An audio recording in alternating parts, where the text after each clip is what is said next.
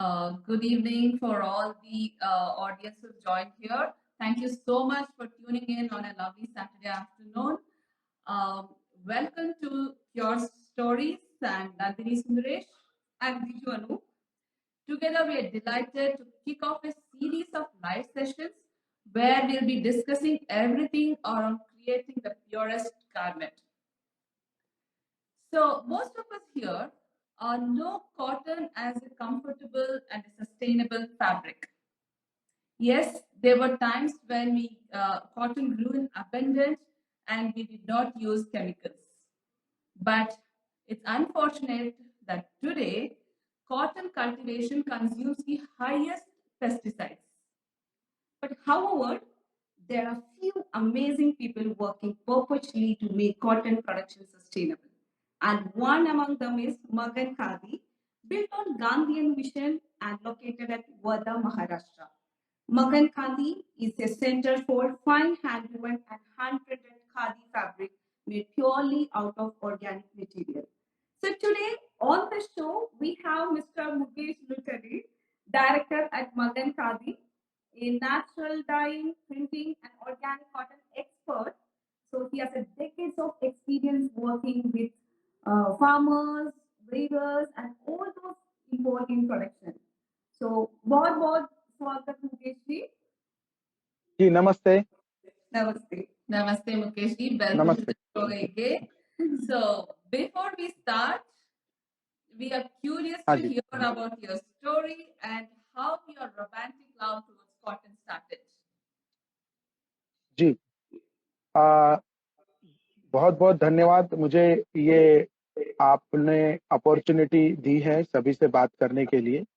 तो मगन खादी में मेरा रोल तो है कि सभी को कोऑर्डिनेट करना है, कारीगरों को प्रशिक्षित करना है और उनके द्वारा जो उत्पाद आते हैं उनको ग्राहक तक पहुंचाना है. तो हमारी स्टोरी स्टार्ट होती है करीबन 17 साल पहले. मेरा आवाज सभी को आ रहा है ना? Yes, perfect. जी. हमारी स्टोरी स्टार्ट होती है करीबन 17 साल पहले. हमारे chairperson madam doctor Vibha Gupta, उन्होंने ये सोचा कि जो खादी बन रही है, कन्वेंशनल खादी जो बन रही है, उसमें क्यों ना नेचुरल डाइज होना चाहिए. और नेचुरल डाइज अगर होगा तो उसमें जो फूल, पत्ते और बार्क और अन्य जो प्राकृतिक चीजें हैं उसका इस्तेमाल होगा. तो उससे जो है डाइंग वर्क से जो पोल्यूशन होता है उससे काफी हद तक हम इस पोल्यूशन को हटा सकते हैं. तो प्रकृति के और करीब जाने की एक सोच पहल जो है वो खादी पे प्राकृतिक रंग ही होने चाहिए पहल जो है पहली बार डॉक्टर विभा गुप्ता इन्होंने सोचा है. तो उन्होंने सोचने के बाद मुझे कहा कि आप इसका विशेष एक प्रशिक्षण लो. तो इस प्रशिक्षण के लिए गांधी ग्रामम के लिए मुझे जाना पड़ा, जो दिंडीगल डिस्ट्रिक्ट में आता है, तमिलनाडु, मदुरई के पास. और वहां पे हमने नेचुरल डाइज का जो है प्रशिक्षण कंप्लीट किया और खादी को लेकर के एक डाइंग यूनिट यहाँ पे शुरू किया, जिसमें हमने यार्न डाइंग, फैब्रिक डाइंग और फैब्रिक प्रिंटिंग ये साथ साथ शुरू किया. तो सबसे शुरुआत में हमें दिक्कतें आ रही थी बहुत सारी कि कलर जो है वो फास्ट नहीं होते थे. तो नेचुरल डाइज में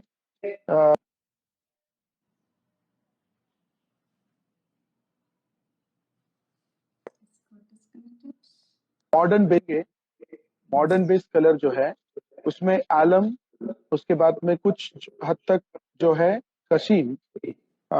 कशिश जिसको कहा जाता है, जो फर्मेंटेड आयरन लिक्विड होता है. तो वो गुड़, लोहा और पानी इसका मिश्रण करके फिर एकत्रित डालते हैं और उसको जो है वो टैनिन के साथ रिएक्ट करते हैं.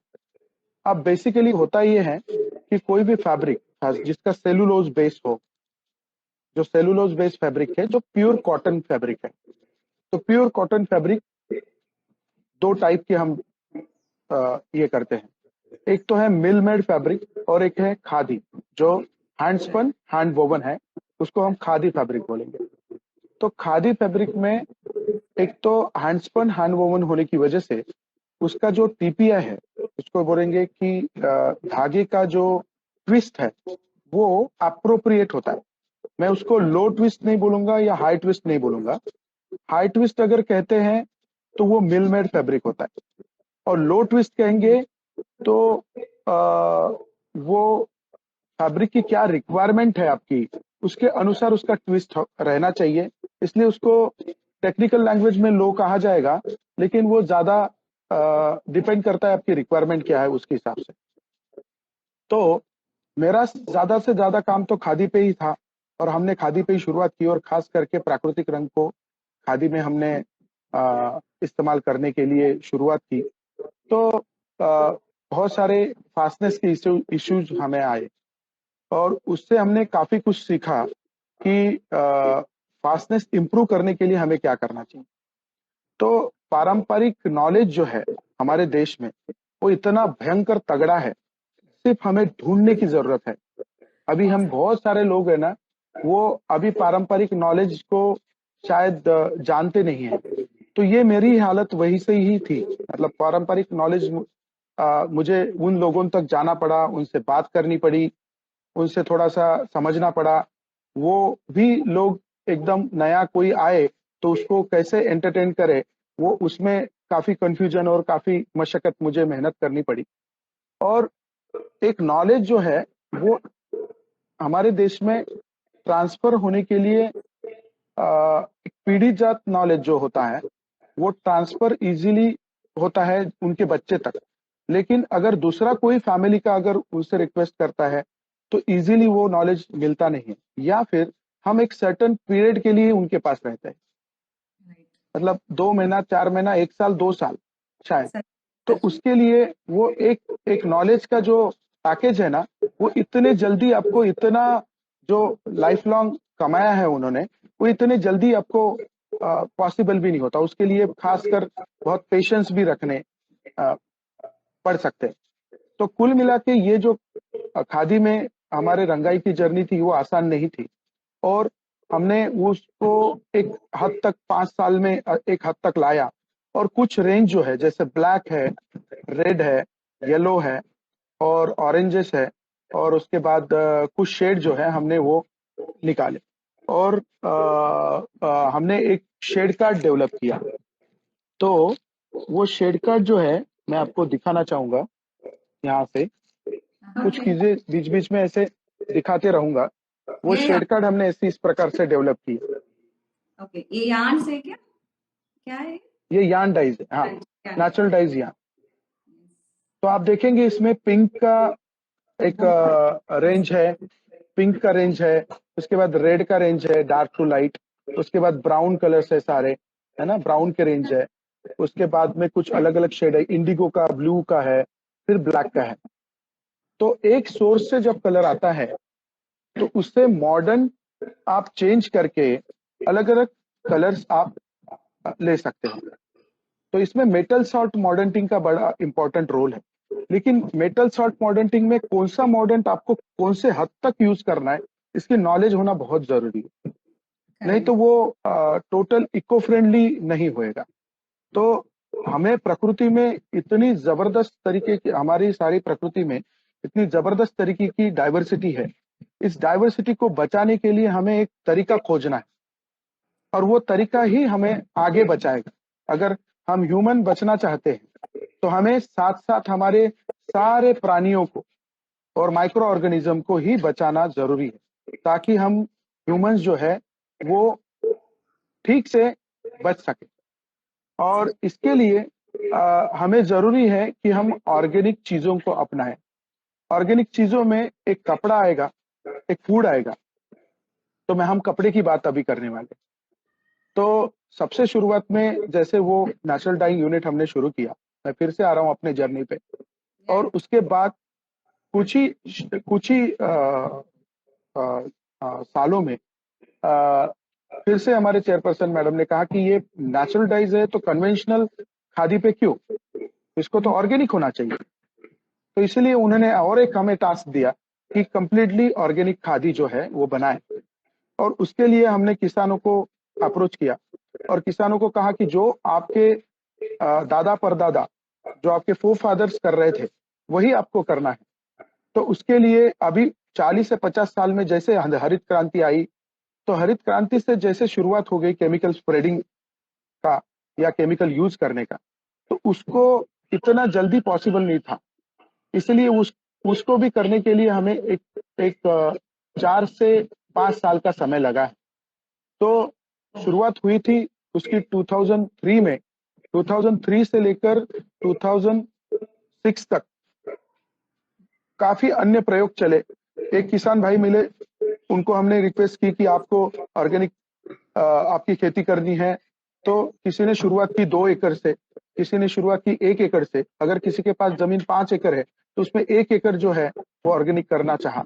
इस प्रकार से शुरुआत हुई और 4 से 5 साल में पूरी तरह से कन्वर्ट होते हुए आज हमारे किसान जो है कंप्लीटली इंडिपेंडेंट है। हमें 2 चीजें बहुत इंपॉर्टेंट थी इस जर्नी में। एक तो उनकी मार्केट डिपेंडेंसी पूरी तरह से खत्म करें, क्योंकि आज हम 2022 में हैं। तो 22 में क्या हो रहा है, आज पिछले 6-7 साल में अनफॉर्चुनेटली ये कहना बहुत मेरे लिए कठिन है, लेकिन अभी तक जो है 2,50,000 किसान जो है आत्महत्या कर चुके हैं और कहीं ना कहीं हम सब उसके लिए रिस्पॉन्सिबल है। तो इन चीजों को समझने के लिए कि उनकी आत्महत्या क्यों हुई, what is the reason behind it, वो हमें समझना होगा। और वो किसानों को जो है राहत पहुंचाने के लिए उनका इकोनॉमिक्स समझना बहुत जरूरी है। वो अगर कंप्लीट अपना व्यवसाय, खेती का जो व्यवसाय है, वो अगर 100% मार्केट में डिपेंड रहते हैं, तो उनके ऊपर मार्केट ने जो नियम लादे हैं, मैं लादना कहूंगा क्योंकि उन्होंने तो कभी नहीं चाहा था, उनको बताया गया कि आप ये डालो, इससे प्रोडक्शन बढ़ेगी, आप ये पेस्टिसाइड डालो, आप ये हर्बिसाइड यूज करो, आप ये केमिकल यूज करो। तो ये जो टॉक्सिक केमिकल की जो यात्रा रही है वो इतनी खतरनाक रही है कि आज पंजाब से किस प्रकार से कैंसर ट्रेन निकल रहे हैं वो सभी को, आज हम अवेयर कस्टमर को, सभी लोगों को पता है। तो इन चीजों को कम करना है, इन चीजों को खत्म करना है। और आप नहीं चाहते कि आपका बच्चा अगर जहर खाए, तो आपको ऑर्गेनिक के सिवा कोई रास्ता नहीं है, कोई पर्याय नहीं है। और इसीलिए हमने वो ऑर्गेनिक की मूवमेंट हमारी बहुत स्ट्रांग तरीके से आगे की और सभी को बताया कि ऑर्गेनिक करना इतना इम्पोर्टेंट हो गया है। इसका छोटा छोटा जहर जो है वो सिर्फ ह्यूमंस पे भी नहीं, तो हमारे हनीबीज पे, हमारे जो फ्रेंडली माइक्रो ऑर्गेनिज्म है, वो सारे चीजों पे इसका जहर जो है वो असर कर रहा है, जिसका काफी बुरा असर हम अभी देख भी रहे हैं। तो कुल मिला के मगन खादी के साथ अभी 1,000 किसान जुड़े हुए हैं जो पूरी तरह से ऑर्गेनिक खेती कर रहे हैं और 100 किसानों का कॉटन हम लोग हर साल खरीदी करते हैं। इस साल कॉटन की पैदावार बहुत कम रही और इस साल की स्टोरी थोड़ी अलग है, लेकिन अभी तक हमने 20% कॉटन के लिए, इसके लिए मगन खादी की ओर से, मगन संग्रहालय समिति की ओर से 20% कॉटन का रेट जो है वो किसानों को हम लोग ज्यादा देने का हमारा कमिटमेंट है, तो वो जारी रखा है। Okay. Perfect. Yes.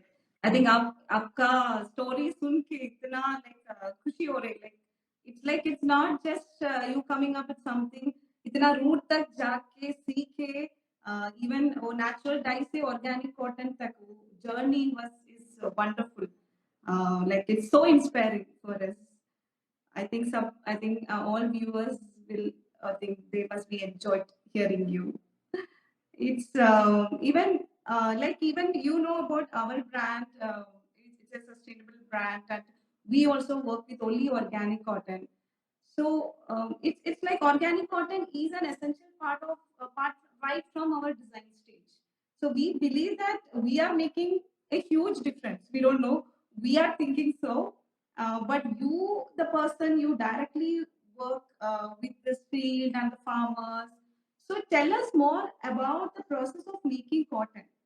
And I know you mobilize many farmers to shift from chemical farming to organic farming.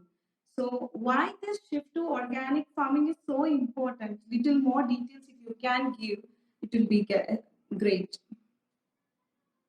जी, हमारे फार्मर्स का जो भी इकोनॉमिक होता है, उसमें एक स्टैटिस्टिक डाटा हमने कलेक्ट किया है और उस डाटा में ये सामने आया कि compare with the conventional farming practices, organic farming practices से वो 40% मोर अर्निंग कर रहे हैं और ये अर्निंग बहुत ही इंपॉर्टेंट है उनके लिए अभी के स्टेज, क्योंकि खास करके विदर्भ का जो एरिया है, महाराष्ट्र में एक विदर्भ एरिया है, उस विदर्भ एरिया में ज्यादा से ज्यादा फार्मिंग जो है वो बारिश के भरोसे होती है, पानी नहीं है ज्यादा। तो पानी नहीं होने की वजह से कैसा है, हमारे जो देसी सीड है जो हमने सर्कुलेट किए, हमने फाइंड आउट किए और बेटर टू बेटर अभी भी सर्च कर रहे हैं। अगर कोई लॉन्ग स्टेपल देसी सीड मिलते हैं तो बहुत अच्छा है, प्रोडक्शन ज्यादा देने वाले सीड अगर मिलते हैं तो बहुत अच्छा है। लेकिन ये कुछ लोग हैं हमारे टेक्निकल जो पूरी तरह से वो वही चीजों को हमेशा प्रैक्टिस में लाते रहते हैं, तो वो बताते हैं कि 40% जो है उसमें से 20% हम सीधे उनके डायरेक्ट हाथ में दे रहे हैं। जो कॉटन प्रोडक्शन वो ले रहे हैं हम लोग, उसमें 20% का इंसेंटिव डायरेक्ट उनके हाथ में दे रहे हैं और 20% वो अपने फार्मिंग प्रैक्टिसेस के जरिए बचा रहे हैं, क्योंकि उनको कोई भी केमिकल मार्केट से खरीदी करना नहीं है, उनको सीड भी मार्केट से खरीदी करना नहीं है। उनके जो ऑर्गेनिक मैन्योर है और उनके जो ऑर्गेनिक पेस्टिसाइड है वो सारे उनको खुद ही खेत में तैयार करने हैं बहुत ही आसान तरीकों से, और वो तरीके सिखाए जाते हैं मगन संग्रहालय समिति द्वारा। मगन संग्रहालय समिति द्वारा प्राकृतिक खेती विभाग, एक 20 लोगों की हमारा एक ग्रुप है प्राकृतिक खेती विभाग जो मगन संग्रहालय समिति द्वारा चलता है। वो एक वहां पे हमारे doctor Vibha Gupta chairperson madam ने वहां पे एक फार्मर स्कूल बनाया है। वो फार्मर स्कूल में सारा जो ये गाइडेंस है और ये उसकी वीकली मीटिंग्स होती है, जो भी गाइडेंस है उनको, जो भी प्रॉब्लम्स है प्रैक्टिसेस में ऑर्गेनिक फार्मिंग के, वो सारा ट्रेनिंग सेंटर है, तो वो ट्रेनिंग सेंटर में लेते हैं और वहां पे रेगुलरली ये प्रैक्टिसेस चलती है। तो ये कंप्लीटली फ्री है। तो एक 40% का जो अर्निंग उनका प्लस हुआ है उसको देख के बाकी किसान जो है वो मोटिवेटेड हुए हैं। तो बाकी बातें तो हम समझाते ही हैं, साथ साथ में ये बहुत ही इंपॉर्टेंट है कि उनको अर्निंग कितना ज्यादा आता है। अगर उनका अर्निंग बढ़ता है तो ही लोग मोटिवेटेड होते हैं, ये एक देखा गया है। और आप जैसे जैसे प्योर क्लॉथ ब्रांड है, ये ब्रांड जो है वो अगर हम जैसे मतलब मगन खादी के जैसे लोगों से कनेक्टेड है, तो उसमें एंड टू एंड प्रोडक्शन जो है मगन खादी जो अभी डायरेक्ट सीड टू फैब्रिक तक काम कर रहा है। अभी अभी हमने एक लेटेस्ट हमारा गारमेंट यूनिट भी स्टार्ट किया है, वो डायरेक्ट कनेक्टेड नहीं है लेकिन हमारी ही कार्यकर्ताओं में से है। तो उसकी वजह से क्या है कि एक गारमेंट की फैसिलिटी डायरेक्टली मिल पा रही है और इसमें डिजाइन इनपुट बहुत इंपॉर्टेंट है। ये क्योंकि साइकिल कंप्लीट चलने के लिए आप जैसे डिजाइनर लोगों का बहुत ही इंपॉर्टेंट रोल है। आपके जो डिजाइन देखे इतने सुंदर है, बहुत ही सुंदर, मतलब उस स्टेज में अगर वो आ जाए तो क्या बात है। फिर लोगों की जो आजकल क्या होता है ना, बहुत सारे लोगों को समय नहीं है, तो वो देख रहे हैं डिजाइन अट्रैक्ट कर रहा है और मार्केटिंग हमारी स्ट्रैटेजी भी उसी तरह से होनी चाहिए। तो उनको समझ में आ रहा है कि डिजाइन प्योर क्लॉथ का अच्छा लगा, उन्होंने परचेस कर लिया, उसके बाद में पता चला कि ऑर्गेनिक है तो और स्टार लग जाता है उनके मन में। उनको लगता है कि अरे वाह, हमने जो चीज खरीदी वो करेक्ट है, उसमें उसका एंड टू एंड प्रोडक्शन इतना सुंदर तरीके से हो रहा है। और प्योर क्लॉथ का अगर आप एक गारमेंट खरीदे तो आप सीधा 10 लोगों को अगर रोजगार दे रहे हैं, ये टैगलाइन आप दूसरे ब्रांड के साथ नहीं बोल सकते। तो उसकी वजह से जो है वो एक मिट्टी से क्या कहेंगे कनेक्टिविटी आती है। हमारे लोगों का द्वारा हमारे लोगों का द्वारा बनाया गया प्रोडक्शन हम इस्तेमाल करेंगे तो उससे और बढ़िया और खुशी की बात क्या होती है। जैसे हमारे देश के लोग बहुत आध्यात्मिक है, बहुत स्पिरिचुअल है, तो स्पिरिचुअल चीजें आप उनके घर में कभी भी, हमारे घर में भी स्पिरिचुअल चीजों को देखना, उनका देवालय जो होता है, उनके घर में देवालय में चीजें देखना, वो हाथ से बनी हुई क्राफ्टेड और जो कनेक्टिविटी वाली, मतलब ह्यूमन कनेक्टिविटी वाली या फिर वो प्योर चीजें जो है हम वो दिवाली में रखते हैं। उसके पीछे की हिस्ट्री ही यही है कि हम इन चीजों को अगर इस्तेमाल करेंगे तो हम पूरी तरह से हमारी संस्कृति, हमारा पूरा जो एक पूरा पर्यावरण जो है उसको साथ साथ बचाए रखें। Very nice, Mukesh ji, to hear, especially that the way you're training the farmers, giving them the support with the seeds, the training for fertilizers. I mean, it's really amazing to hear, Mukesh ji. So, if you see, even at Pure Cloth, like we deeply care about all the people who's involved in our supply chain, and one of them, I guess, farmers was very important for us. But Mukesh ji, like what you told, no, even now we hear news like farmers doing suicide, or they tell that it's very, very challenging for a farmer to transition to organic farming. So, can you tell us that can a farmer, even like you told, you're giving 40%, you're ensuring all that, can he really meet his family needs, and are there more and more farmers willing to even transition to this organic farming? जी बिल्कुल। अब मैं आंकड़े बताता हूँ।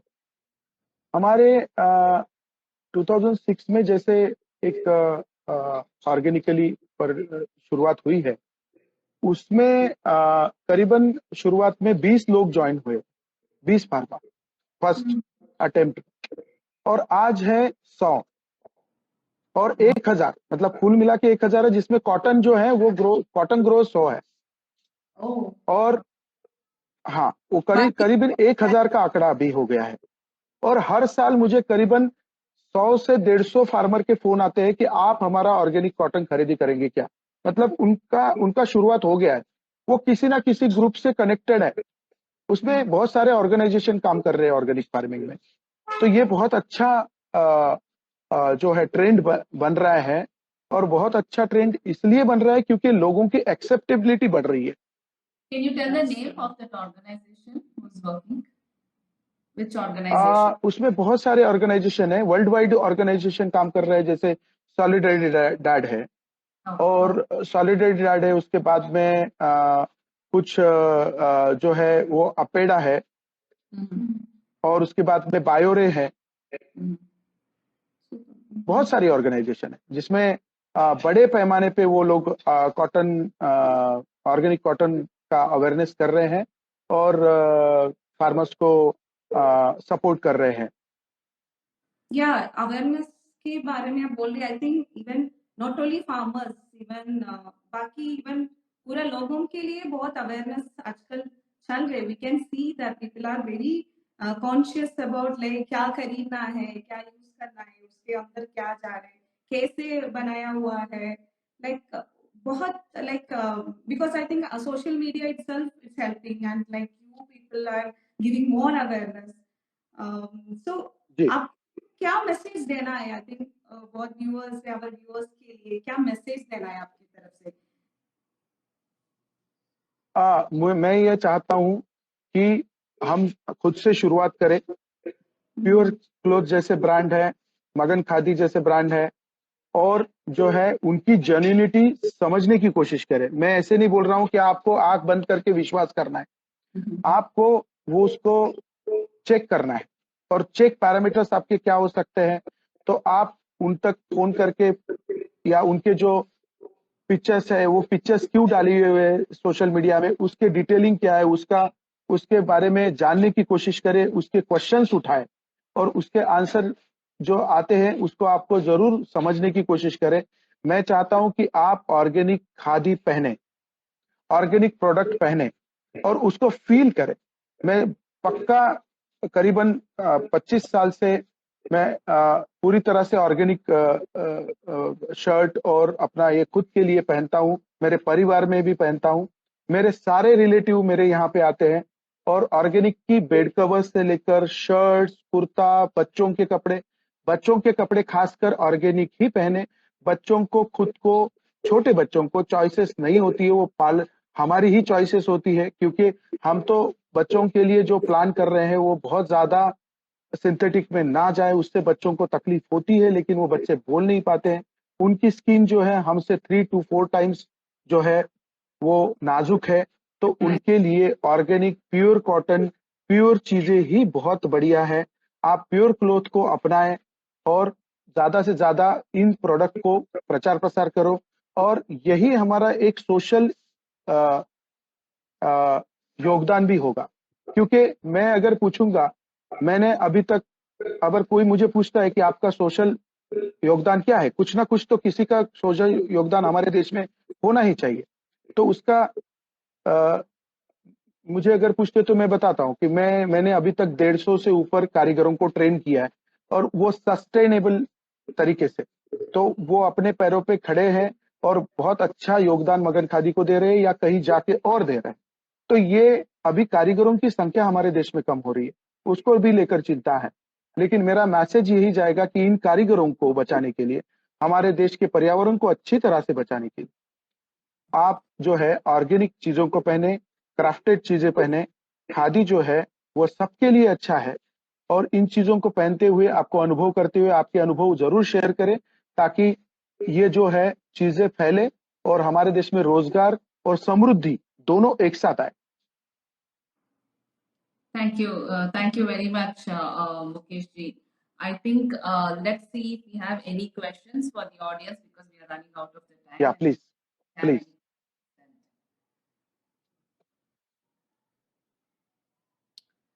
So one person has a question that can you like talk about the BT cotton, which is grown mostly. I mean, I think we just answered that, but you can just share quickly about BT cotton that's grown Yes, widely. BT आप yes जरूर जी। BT cotton जो है एक जहर है। BT में इस प्रकार से जहर इंसर्ट किया गया है बीटी सीड में, जो हमारे कैटल फीड के लिए भी अच्छा नहीं है।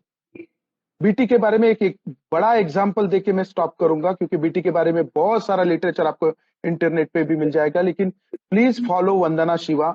डॉक्टर वंदना शिवा वर्क वेरी, मतलब अभी she is the pioneer of organic movement के, हमारे देश के पायोनियर है डॉक्टर वंदना शिवा। मैं भी उनको फॉलो करता हूँ। बीटी के बारे में और आपको बहुत अच्छी तरह अच्छे डिटेल उनके पास जरूर मिलेगी। लेकिन बीटी कॉटन एक जहर है। आज गुजरात की परिस्थिति ये है, वहां पे इनफर्टिलिटी का, ह्यूमन इनफर्टिलिटी का जो प्रॉब्लम है वो बीटी कॉटन से आया है, because of they are eating BT cotton oil. और हमारे देश में ऑयल का एडल्टरेशन इतना खतरनाक तरीके से है, आप जान नहीं पाएंगे जितना फिल्टर ऑयल आपके घर में आ रहा है उसमें बीटी और कॉटन का कितना ऑयल है। Because cotton production is huge in India. और फिर वो सीड कहाँ जाता है, उसका ऑयल कहाँ जाता है? तो बीटी कॉटन का या कॉटन सीड का ऑयल जो है वो ट्रांसपेरेंट है, उसको किसी भी ऑयल में मिक्सिंग कर दो तो पता नहीं चलेगा। इन महाराष्ट्र रूल देयर 30 कुछ परसेंटेज एग्जैक्टली पता नहीं, लेकिन कुछ परसेंट में मिक्सिंग करना लीगल है ऑयल, जो हमारे डेली फूड का हिस्सा है। तो हमारे जो शुरुआत तो वहीं से हो रही है, किसानों से, तो आप कहाँ जाएंगे? इसलिए हाँ, तो बीटी कॉटन में ऑलरेडी जहर है, और वो ही जहर वो ऑयल में आ रहा है, इसलिए वो उससे खतरनाक चीज है नहीं। We were just talking to someone because a parent was telling that for infants, they start putting the clothes into their mouth and everything. So we were telling it's very important for, especially for kids, to choose organic cotton. See, these are simple movements which we don't observe, but every kid once or twice they will put their clothes into their mouth and everything. So that way, yes, switching to organic cotton is good. So I know we are running out of time. We have just one question we can take for today. So there's a question from Nandu, I guess. So they're asking, is organic cotton like really a nice to have product or a must to have product in terms of affordability and price points? So their question is in terms of affordability. Sorry, थोड़ा interruption, कुछ noise गड़बड़ था। Can you repeat it please? Yes, so Hindi में repeat करेंगे? Yeah, the question is around like, is organic cotton a nice to have product or like a must to have product in terms of affordability and the price points? Yeah. Because organic cotton price is high, right? So that's the reason I think they are asking. जी जी, ये बहुत ज्यादा नहीं है। जो price point है वो मैं बताना चाहूंगा सभी को कि हमको किसानों को बढ़ावा देने के लिए 20% तो एक्स्ट्रा पेमेंट देना ही पड़ेगा। हमने बहुत अभी तक हमने सबने किसानों का बहुत शोषण किया है, ये मैं मानता हूं। इसलिए किसानों को 20% प्राइस पॉइंट ज्यादा देना ही पड़ेगा। ये हमने हमारे ब्रांड के लिए कमिटमेंट रखा है। और वहां पे 20% अगर ज्यादा आता है, उसके बाद जो हमारी हाथों से बनी वस्तुएं हैं उसमें बहुत ज्यादा नहीं, लेकिन उनकी अपेक्षा के अनुसार मिनिमम वेजेस एक्ट के अनुसार हम उससे भी ज्यादा थोड़ा करते हैं, क्योंकि वो एक हमारी सोशल रिस्पॉन्सिबिलिटी है और ये फेयर ट्रेड भी होना चाहिए। उसके चलते जो प्राइस पॉइंट बन रहा है वो बहुत ज्यादा महंगा उस तरह से नहीं है। अगर आप इसको कंपेयर करते अदर ब्रांड से तो उसके जरिए आपको ये समझ में आएगा कि जो चीजें आप ले रहे हैं इसमें एक अलग तरह की शक्ति है। हमको सबको एकत्रित करने की शक्ति है। इस शक्ति को आप उस तरह से प्राइस पॉइंट से कंपेयर करेंगे तो शायद थोड़ा सा ठीक नहीं रहेगा। आप एक बार पे करके आप प्रोडक्ट यूज करिए और फिर आपके जरूर जो है वो क्वेश्चंस जो है हम लोग फेस करेंगे और जो भी उसके पॉसिबिलिटी है कम करने की तो जरूर किया जाए। लेकिन अभी जो है मगन संग्रहालय समिति एक नॉन प्रॉफिट ऑर्गेनाइजेशन है और नॉन प्रॉफिट में हम लोगों का मोटो है, हमारा विजन जो है वो किसान और कारीगर है जिनको हमको सस्टेन करना है और जिनको हमको हमेशा के लिए अच्छा समृद्ध बनाने की हमारी कोशिश है। इसमें इसलिए हमारी जो मार्जिन होती है वो बहुत ही लो लेवल की होती है। तो प्योर क्लॉथ और बाकी जैसे जो ब्रांड है वो अपना डिजाइन प्राइस और अपना जो मैन्युफैक्चरिंग कॉस्ट है और डिजाइन प्राइस है वो इसी तरह से उन्होंने मेंटेन किया है ताकि आप तक वो बेस्ट टू बेस्ट प्रोडक्ट पहुंचे। उसमें बहुत हायर की बात नहीं है। आप एक बार पहने, आप फील करेंगे, आप जरूर खुश होंगे, मेरा विश्वास है। Thank you. Thank you, Mukesh ji, for sharing such wonderful stories. I think हम सबको like बहुत सारे information मिला है आज, and we are really proud to say that we have been associated with you and Magan Khadi for the last 2 years. So बहुत बहुत धन्यवाद for coming to our show. Thank you so much. Thank you, Mukesh ji. Thank you again. so much. And Thank we you. would like Thank you to so much. end our show with an we want to leave an thought to our audience. Okay, so our this one is any outfit you buy, like as Mukesh ji told, please ensure to check the label and read what goes into your clothes, because every choice you make has a great impact. So thank you, audience, again for tuning in and hearing to Mukesh and Thank you. Our cloth. Thank you once again. Thank you, Mukesh ji. Thank you, Mukesh ji. Thank you. Thank you, Ji. Thank you. Thank you.